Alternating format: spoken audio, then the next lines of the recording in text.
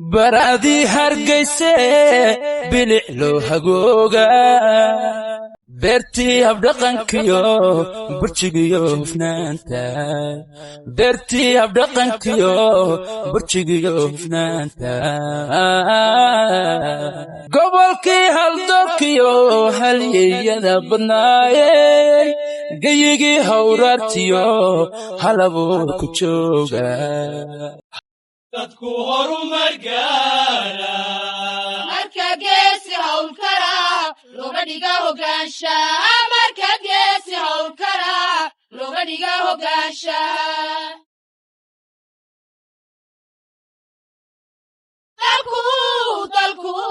dalku wuxuu hagaaga dadku horumar gaara marka geesi hawl kara looga dhiga hogaansha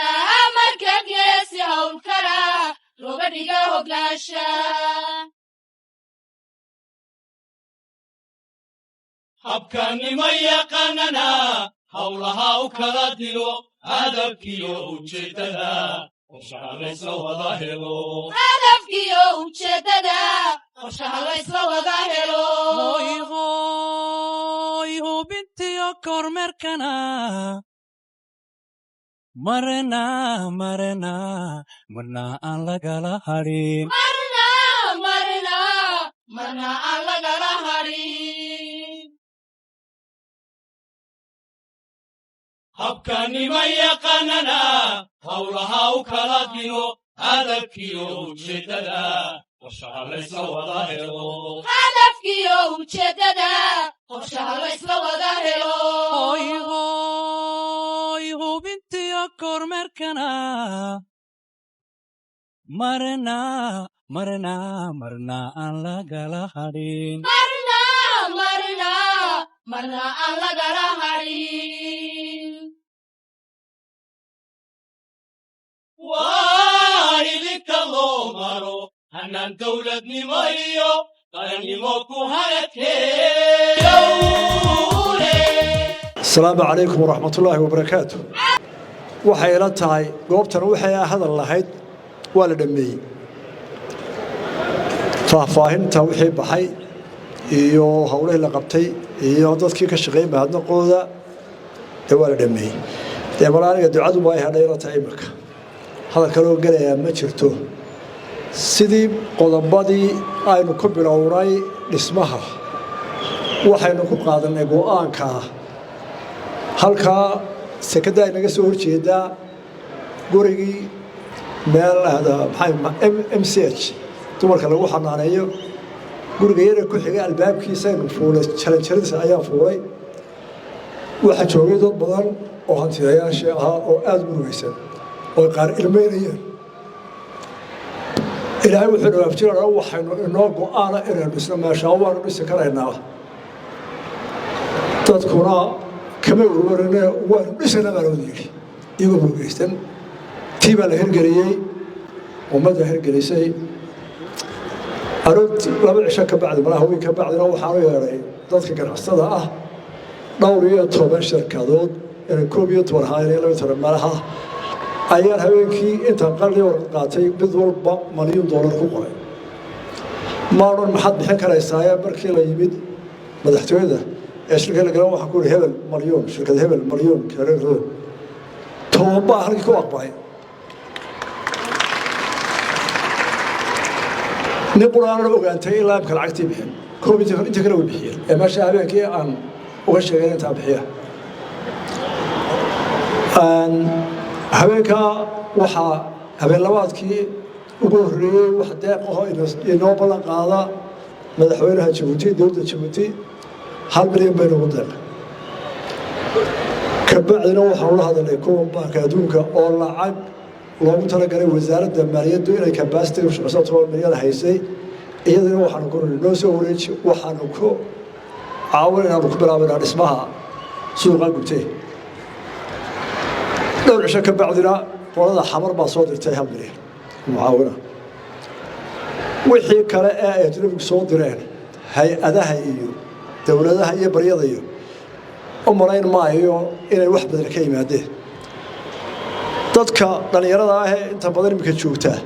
waxay la yaabanaayeen inaan lahaydii waxba la weydiin waxa yimid intaan ogahay dhowr iyo 20 wafdi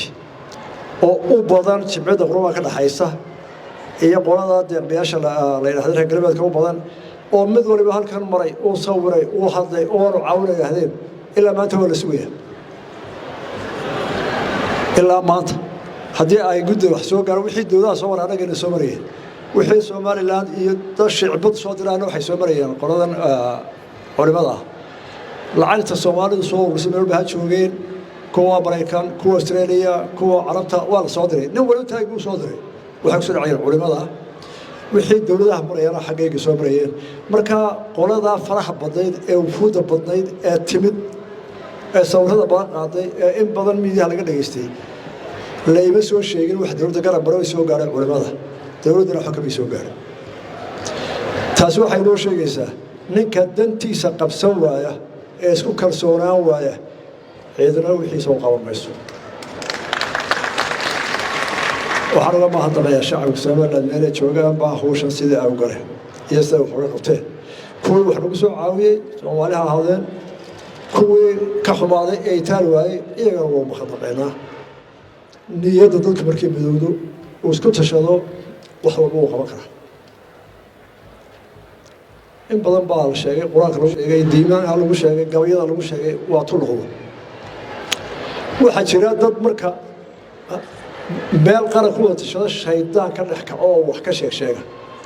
hawsha ugu badan waxay ka hortaga dadkii sharwadayaasha ahaa ee wax badan kol walba xagga wanaagga marka loo raqaajiyo xagga kale u sii diinay waxaan uga mahadnaqayaa guddiyadii iyo shacabka Hargeysa gaar ahaan kuwii dhawaatada gaadhayna in aanay sharwadayaashii kolba balaay soo dhexgelinayay aanay dhageysan ee loo midoobay tan uga mahadnaqaya xoolaha ka ugu yar warbixintii maalinta la keenay markii la soo dhameeyay $70 ayuu haystay cadaya iyo xir iibiya intii loo gubatay haddana wuxuu jawaarkan soo ilaahay ma hadnaqayo ilaahay baa arsaaqada noo qaybay meel ba ka iman ka badan dhowr boqol oo kun buuxaa guddida waxa loo mahadnaqayaa waxaan soo jeedinay in dadka loo ciwad celiyo wixii 5 ka yar kii 70 ilaa 5 wixii dowladda celiso dadka mid kasta wixii gaaray markii dambe lacagta soo ururiyayna waxa lagu heshiiyey in qofkii ganacsadaha ahaa dowladdu boqolkiiba 45 ay la dhisto guriga oo hadduu fooq yahay dowladdu ay nus dhisto 45 ka bixisa kharashka isna inta kale waxaan uga mahadnaqayaa dadkaas iyagoo xoolo gubteen haddana inay qaateen in sidii ay culays ku ahayd iyaga inay lacagta bixiyaan ilaa waxooda uga gubteen haddana inay maqleen war idina 45 baan bixinaa haddii dowladda ay 50 ka qaata culimada lacagta haysay iyo dadka soo waxaan uga mahadnaqayaa hawsha ugu weyn iyaga loo qaybiyay wuxuu ahaa G1 ka weyn iyo waxa lagu soo daro sidii halkan baa xeeru ka sheegay waxaan aad iyo aad uga mahadnaqayaa qoladaas markay arkeen culayska ay leedahay hawsha ku soo hagtay inay telefoonkii iyo shidaalkii iyo kharashka iska bixiyeen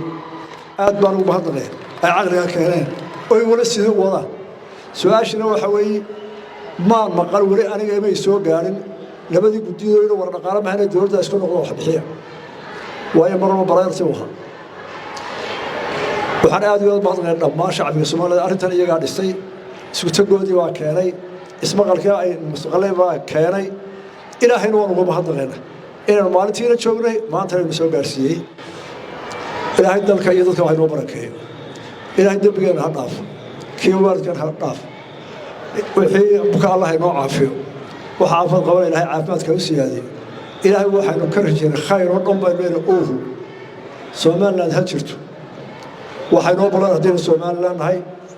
qaranka Soomaaliland in aanay ciidana qaranimada soo fargelin qofkii soo fargeliyayna aynu aad iyo aad uga hortagno waayo waxay nahay qaran maanta meel wanaagsan maraya intii ay dowladda Soomaaliyeed bisleed dhixirkii ka soo qaado tee inta la ciidan noo wadisay ma dhisi karto kamana rajaynayno qaranka Soomaaliland baa dhisay waa in qaranka lagu dagaalamaa jiritaankiisa iyo ictiraafkiisa wassalaamu calaykum wa rahmatullahi